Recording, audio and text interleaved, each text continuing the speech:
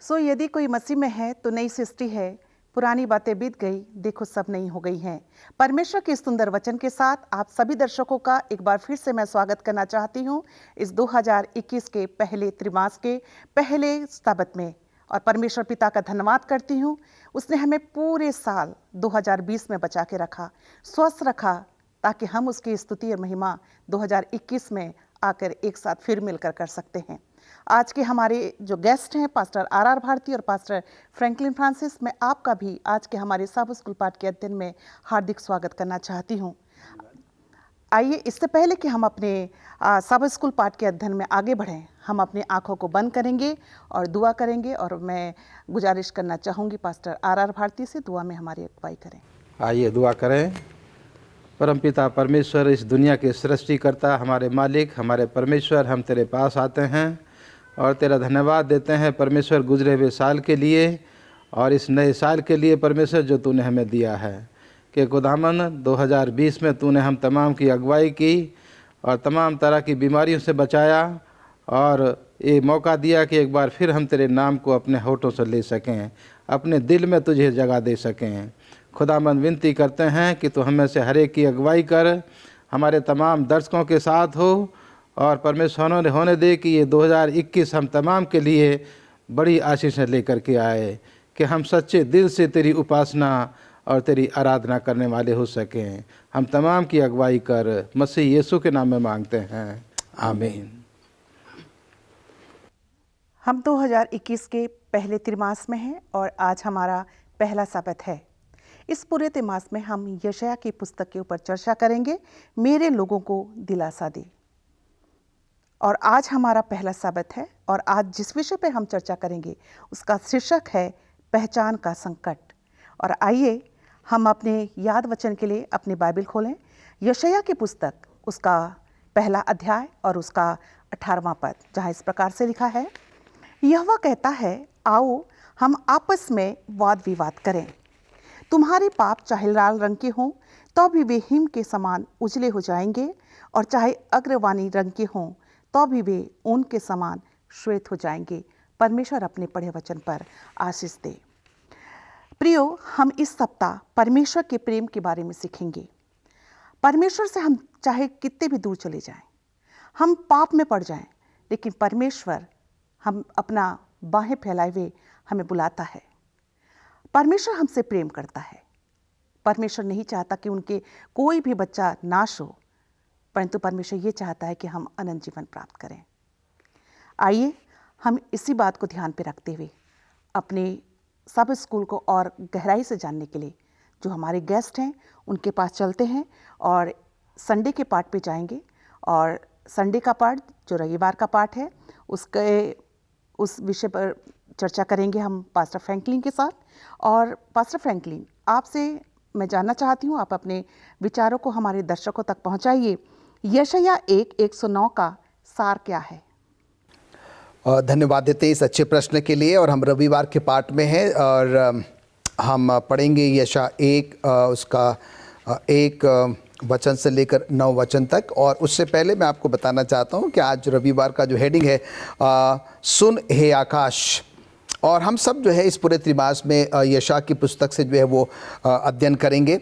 और यशायाह नबी के द्वारा जो है हम परमेश्वर से निवेदन करेंगे कि वो कहता है कि मेरे लोगों को क्या कर दिलासा दे।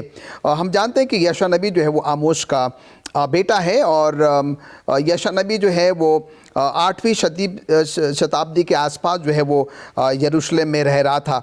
और हम यहाँ पर देखते हैं कि अगर आप यशायाह की किताब पढ़ेंगे तो उसमें पूरे 66 अध्याय हैं और इनको जो है वो 3 भागों में जो है वो बांटा गया।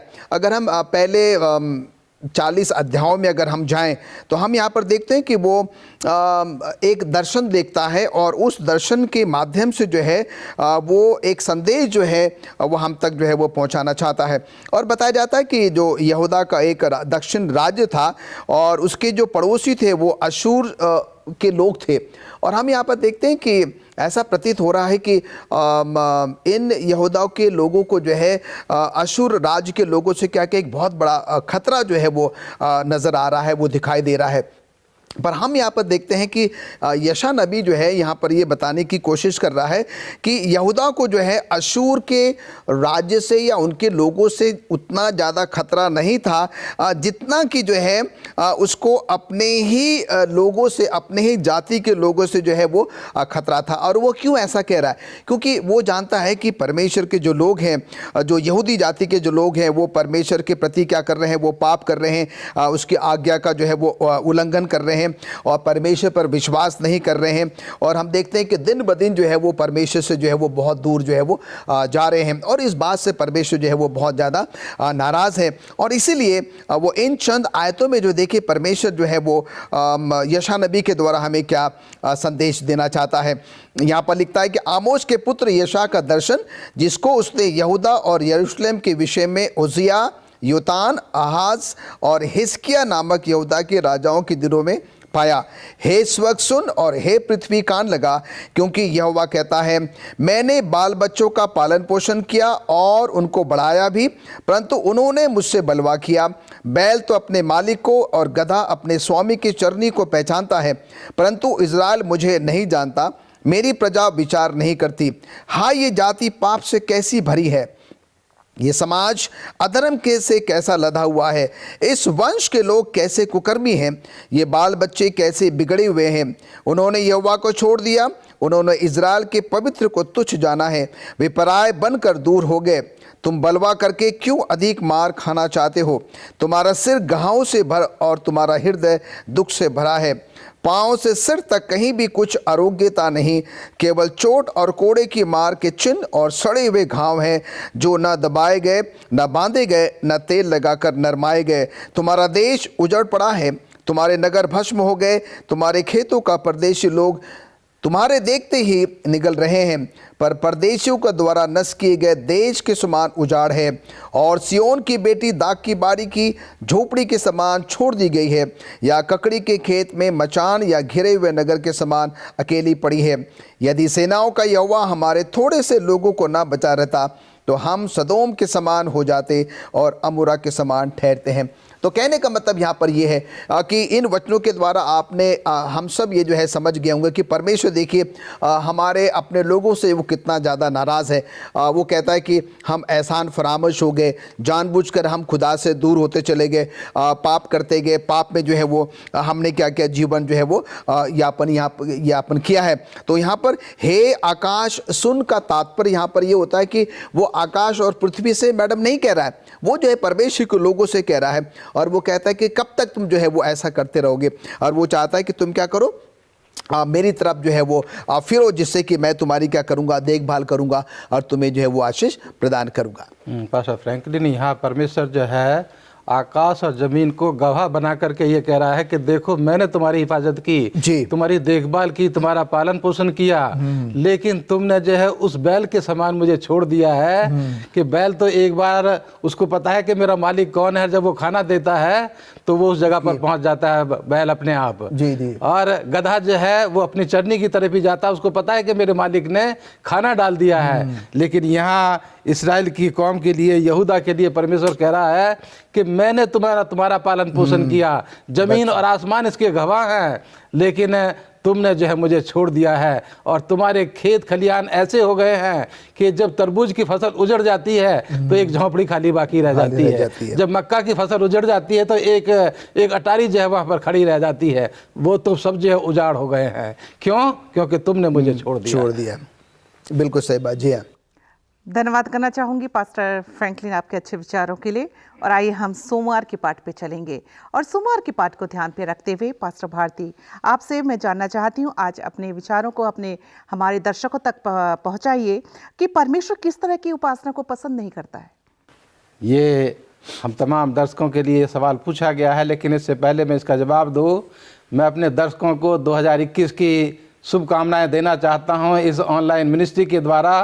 भले ही 2020 जो है वो अच्छा साल हमारे लिए नहीं रहा, लेकिन हमारी उम्मीद और भरोसा परमेश्वर के ऊपर है कि 2021 हमें बहुत सारी आशीषें लेकर के आएगा। और इस 2021 में हम और परमेश्वर के नज़दीक आएं और ऐसी आराधना करें कि जो परमेश्वर को कबूल हो।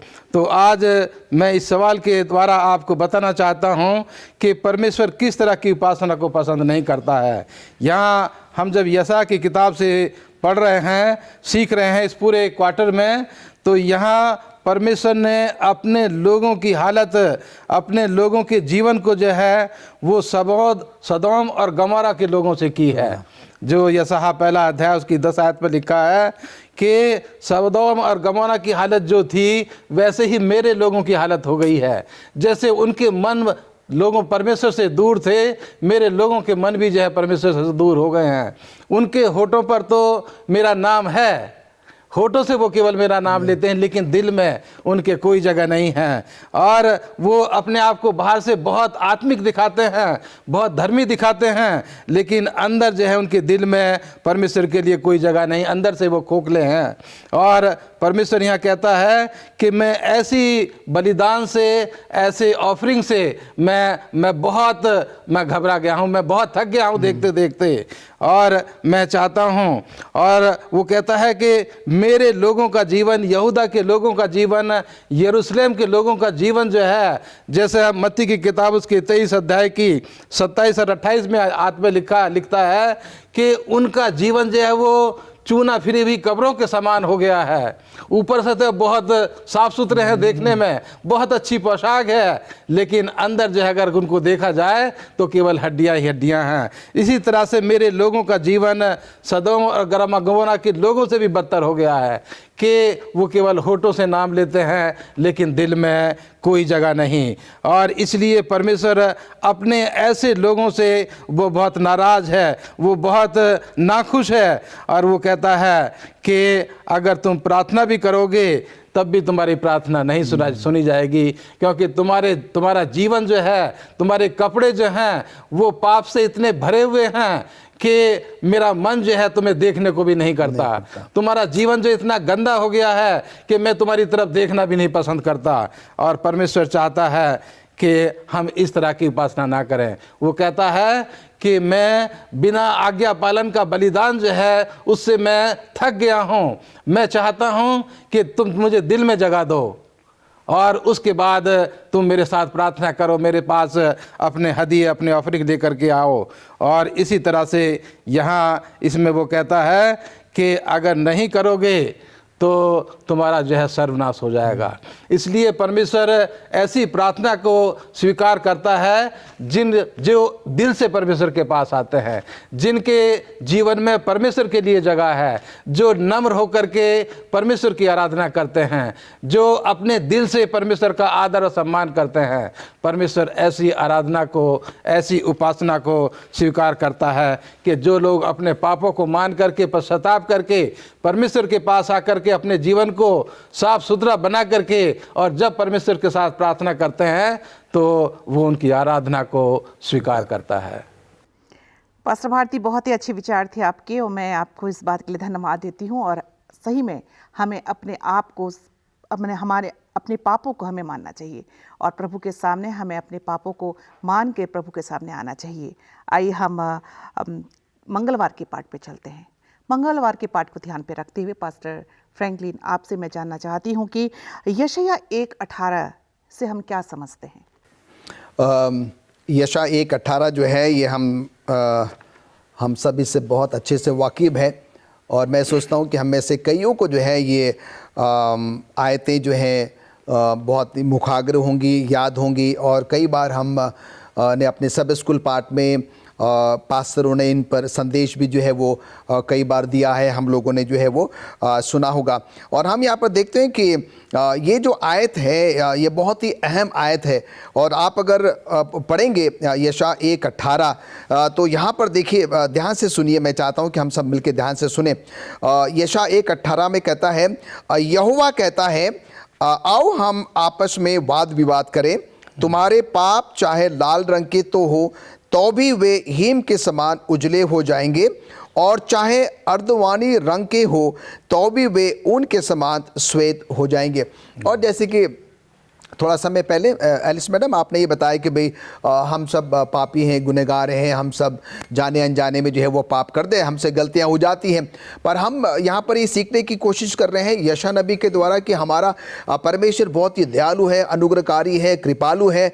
और हम यहाँ पर देखते हैं कि हमारे एहसान फरामोश होने के बावजूद भी, हमें उसकी आज्ञाओं को नहीं मानने के बावजूद भी, उससे दूर जाने के बावजूद भी जो है परमेश्वर क्या करता है, अपना निरंतर वो प्रेम, अपना अनुग्रह जो है वो हम सब पर बनाए रखता है। और इसलिए देखिए ये जो आयत है, परमेश्वर जो है फिर हम सबसे जो है ये कहना चाहता है, वो हम सबों को निमंत्रण देता है, आमंत्रण देता है कि तुम क्या करो, तुम मेरे पास आओ, तुम अपने आप को पापी गुनहगार जो है वो ना समझो, तुम जैसे भी हो, तुम्हारे पाप चाहे कितने बड़े से बड़े क्यों ना हो, चाहे वो कितने, यहाँ पर लाल रंग का जो है वो इस्तेमाल किया गया है। और हम यहाँ पर देखते हैं कि लाल रंग जो है वो लहू को दर्शाता है, खतरे को जो है वो दर्शाता है। कहने का मतलब यहाँ पर ये है कि हमारे पाप चाहे कितने से बड़े क्यों ना हो, परमेश्वर की निगाह में पाप तो जो है वो पाप है, उसकी कोई छोटा पाप या बड़ा पाप जो है वो उस प्रकार से वो नहीं देखता।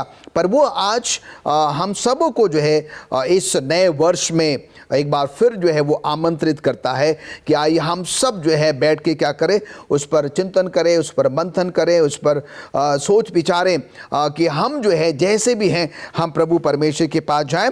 और ये परमेश्वर का वायदा है, ये परमेश्वर अपने वचन में कहता है कि आओ हम आपस में बात विवाद करें, और तुम्हारे पाप चाहे कितने से बड़े क्यों ना हो, लाल रंग के भी क्यों ना हो, तो भी वो हीम के समान क्या हो जाएंगे, वो श्वेत हो जाएंगे, सफ़ेद हो जाएंगे। कहने का मतलब ये है कि परमेश्वर जो है वो हमारे पापों को, गुनाहों को, खताओं को क्या करेगा, वो माफ़ कर देगा। और हम यहाँ पर देखते हैं कि यहाँ पर फिर परमेश्वर के उस प्रेम को जो है वो दर्शा रहा है। और क्षमा का जो तर्क है, जो कि मंगलवार के पाठ का शीर्षक है, और हम यहाँ पर देखते हैं कि परमेश्वर जो है आज भी अपने बाहों को खोलकर जो है मुझे और आपको स्वीकार करने के लिए तैयार है, हमारे पापों को, गुनाहों को, गलतियों को जो है वो माफ़ करने के लिए जो है वो तैयार है। सिर्फ शर्त ये है कि मुझे और आपको प्रभु परमेश्वर के पास जो है वो जाने की ज़रूरत है। और जब हम सच्चे मन से पश्चाताप करते हैं, हम प्रभु के पास जाते हैं, ये परमेश्वर का वादा है।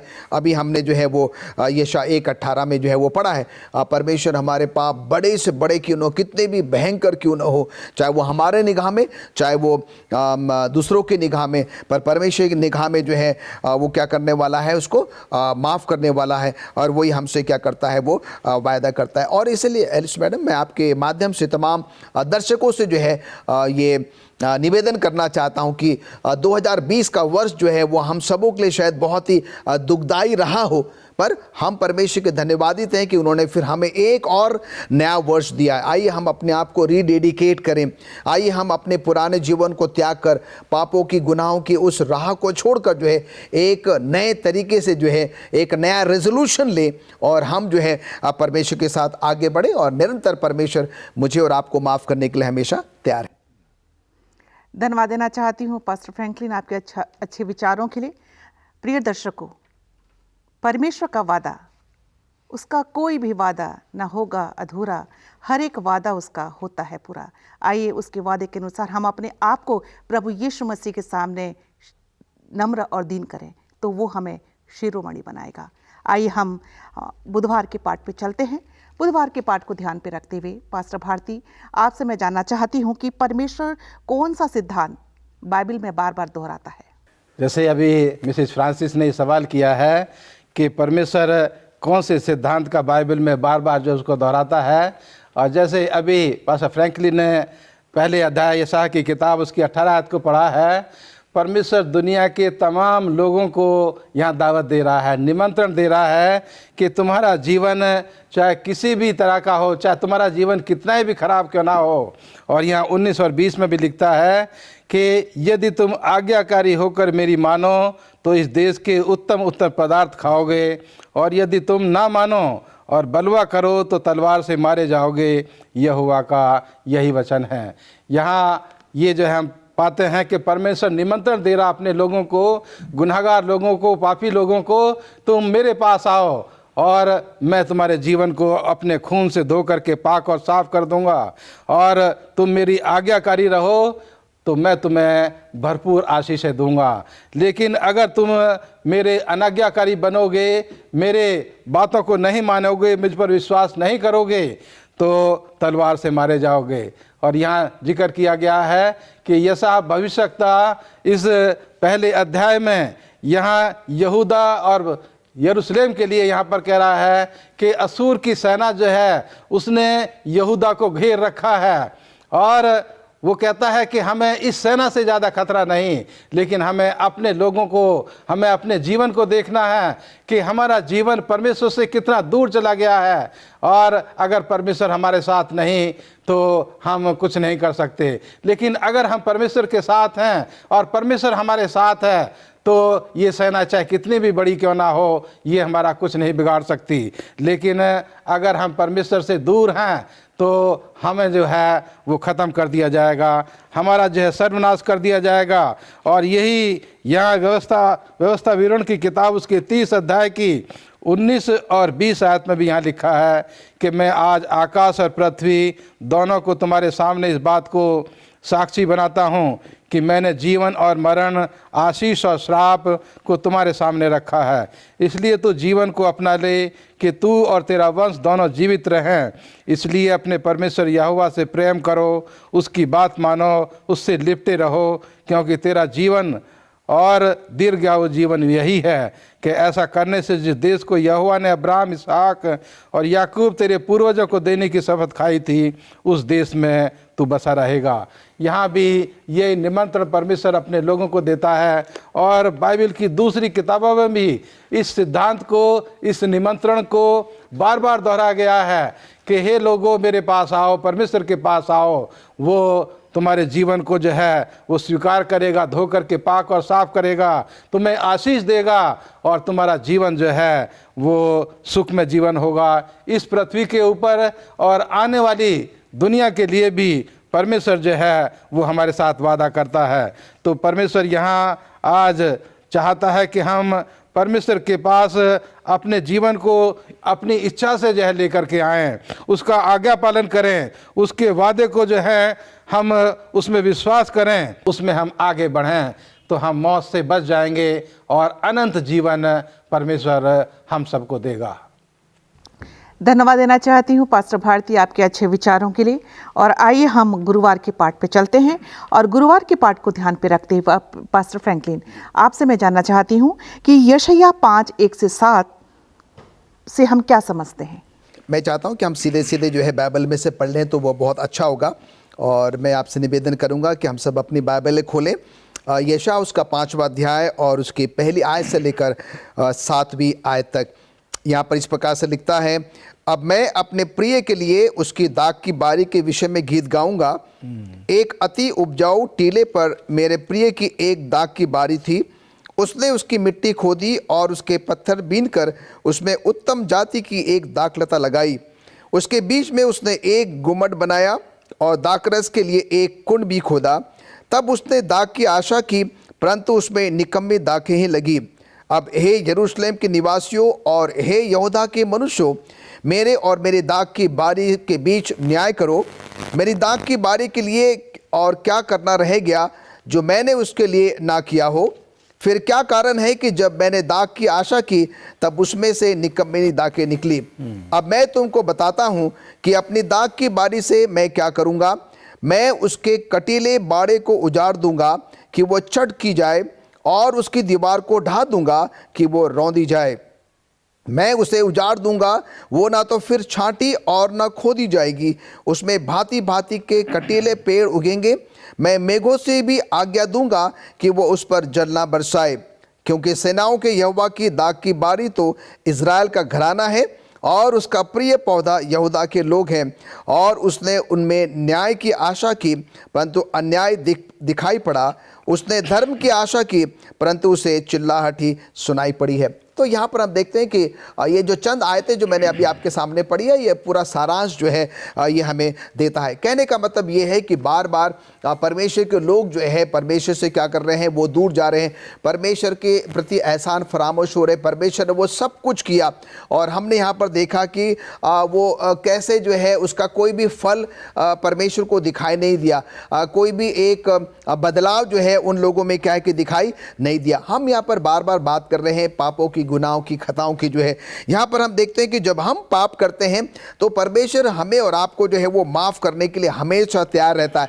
वो हमारे पापों को आजकल तुरंत जो है उसका जवाब नहीं देता, हमें और आपको जो है वो नष्ट नहीं करता। वो बड़े ही धैर्य वो पूर्वक जो है हमें और आपको क्या करता है, वो क्षमा करता है और हमें बार बार जो है वो नए नए अवसर भी जो है वो देता है। वो चाहता है कि हम अपने पुराने जीवन को छोड़कर, त्याग कर, भूल कर जो है एक नई राह को क्या करें, हम अपनाएं। और इसलिए वो बार बार हम सभी उससे अपील करता है। और इस पूरे त्रिमास में यशा नबी के द्वारा जो है वो हमसे क्या कर रहा है, अपील कर रहा है। और वही हम जो है बात बार बार क्या करेंगे, वो हम दोहराएंगे। और वो ये कहता है कि हम कब तक जो है इस पाप के दलदल में जो है वो पड़े रहेंगे। और इसलिए जो है ये हम सबों के लिए बहुत ही ज़्यादा ज़रूरी है, ये लाजमी है कि हम परमेश्वर के उस महान प्रेम को, उसके एक लौते पुत्र प्रभु यीशु मसीह को, जिसने कि मैंने और आपके लिए क्या कर दिया, कुर्बान कर दिया।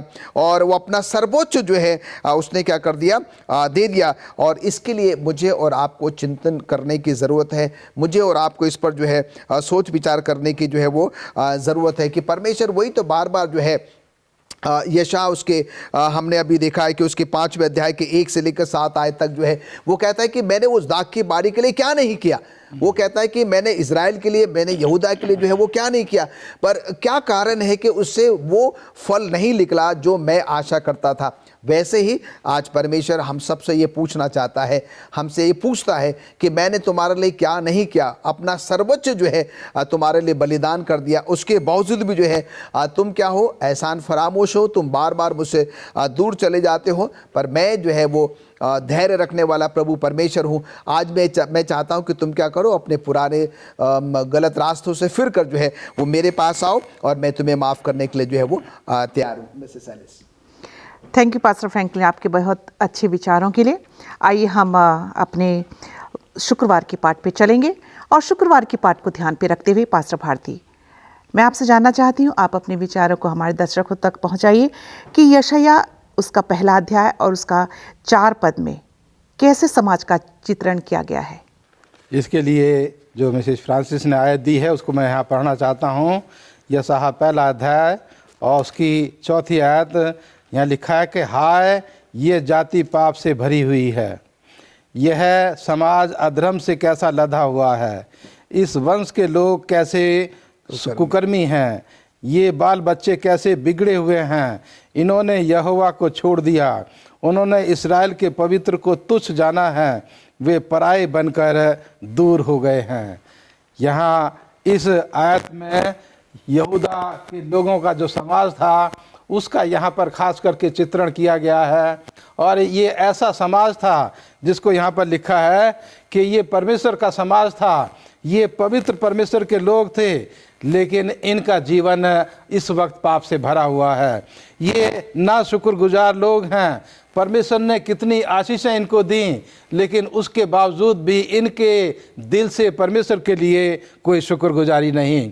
ये परमेश्वर का पवित्र बीज था, परमेश्वर ने इनको बोया, लेकिन इनसे खराब पेड़ उगे और खराब फल निकला। ये परमेश्वर के पास आने की बजाय परमेश्वर से दूर होते चले गए।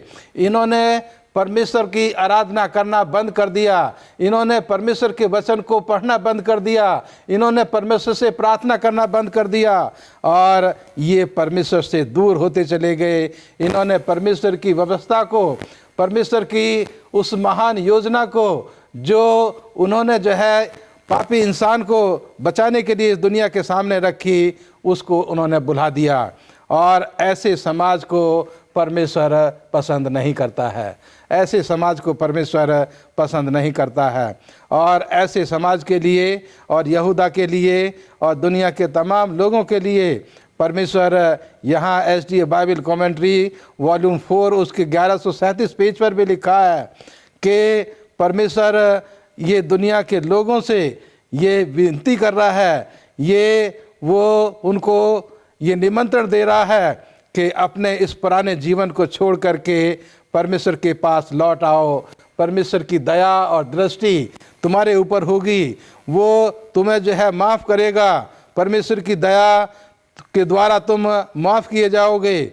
उसके बाद तुम परमेश्वर के पीछे चलोगे तो परमेश्वर तुम्हें दोबारा से फिर वही आशीषें देगा और अनंत जीवन का रास्ता तुम्हारे सामने रखेगा। और इस दुनिया में रहते हुए परमेश्वर की आशीषों का तुम जो है स्वाद ले सकोगे और आने वाली दुनिया के लिए भी तुम अपने जीवन को तैयार कर सकोगे। तो परमेश्वर इस समाज को जो चौथी आयत में दिखाया गया है उसको परमेश्वर पसंद नहीं करता है और वो विनती कर रहा है कि ऐसा समाज अपने आप को परमेश्वर के पास लेकर के आ जाए। मैं तुम्हें माफ़ करने के लिए हमेशा तैयार हूँ, तुम्हारे गुनाहों को क्षमा करने के लिए हमेशा तैयार हूँ। इसलिए तुम अपने इस जीवन को लेकर के मेरे पास आ जाओ, मैं तुम्हें दावत देता हूँ। पास्टर भारती, धन्यवाद देना चाहूँगी आपके अच्छे विचारों के लिए। और प्रिय दर्शकों, आज हमने इस सप्ताह परमेश्वर के प्रेम के बारे में सीखा। हम चाहे परमेश्वर से कितने दूर क्यों न चले जाएं, हम परमेश्वर से विश्वासघात क्यों न कर लें, लेकिन प्रभु यीशु मसीह हमसे प्यार करता है, वो हमें क्षमा करता है और पुनः स्थापित करता है। चंद लाइनें आज मैं आपके साथ शेयर करना चाहती हूँ। कैसी गहरी मोहब्बत तेरी है खुदा, भूल हमसे हुई माफ़ तूने किया, तूने दी न सजा तूने दे दी शिफा, कि पाप हमने किया माफ़ तूने किया, तेरी महिमा की क्या बात है। प्रभु यीशु मसीह का प्यार, प्रभु यीशु मसीह की आशीषें हमारे लिए बहुत मायने रखती हैं। प्रियो, हमें यदि प्रभु यीशु मसीह का प्यार चाहिए और यदि उसकी आशीषें हमारी ज़िंदगी में बरकरार चाहिए तो हमें अपने आप को धोकर पवित्र करना है। इस नए साल में हमें ये प्रण लेना है कि हम कोई ऐसा काम ना करें जिससे प्रभु यीशु मसीह को दुख पहुंचे, परंतु हमारा हर काम उसके महिमा के योग्य हो।